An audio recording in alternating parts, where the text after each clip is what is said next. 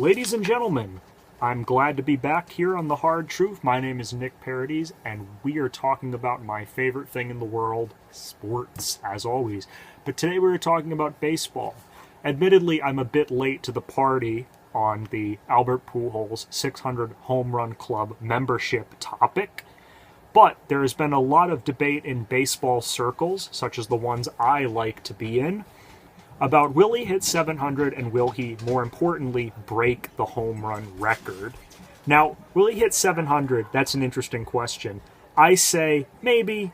If he keeps it up for a few years, he should be able to get close. I mean, he's got 5 years left on his contract. If he stays reasonably healthy, all he has to do is average 20 a year. That seems doable, even for an old man. But 763, that's kind of pushing it, guys. I'm here to tell you, no, he's not going to break the record. If he keeps up his career pace for the next 5 years, he will end up with 746. That's not enough. And we know he's not going to do it. He's too old. He's getting tired. Father Time makes fools of us all. But it opens up an interesting question. Who has the best chance to break the record? Is it Mike Trout? Let's look at some statistics.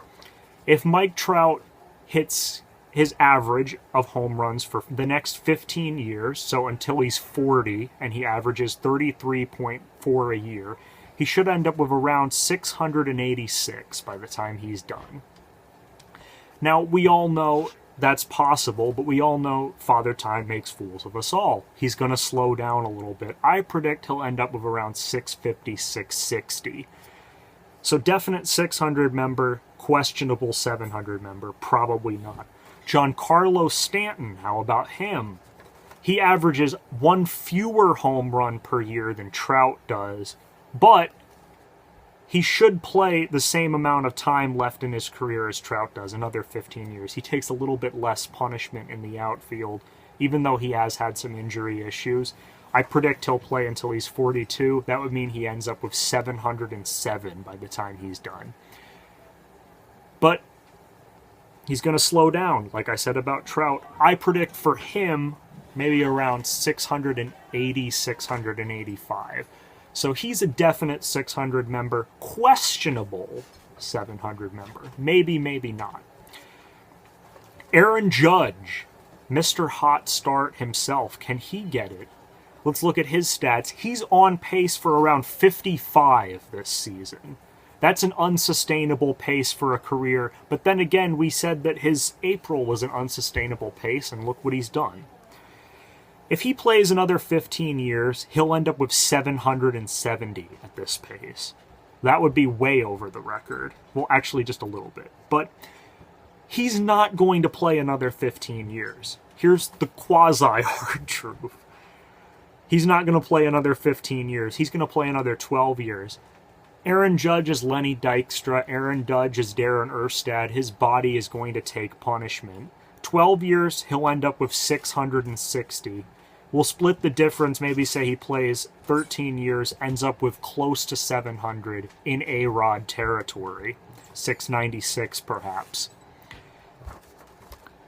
I think that's a reasonable number for him, but here's the hard truth. Who has the best shot to break the record of any player out today? That would be Cody Bellinger from the Dodgers.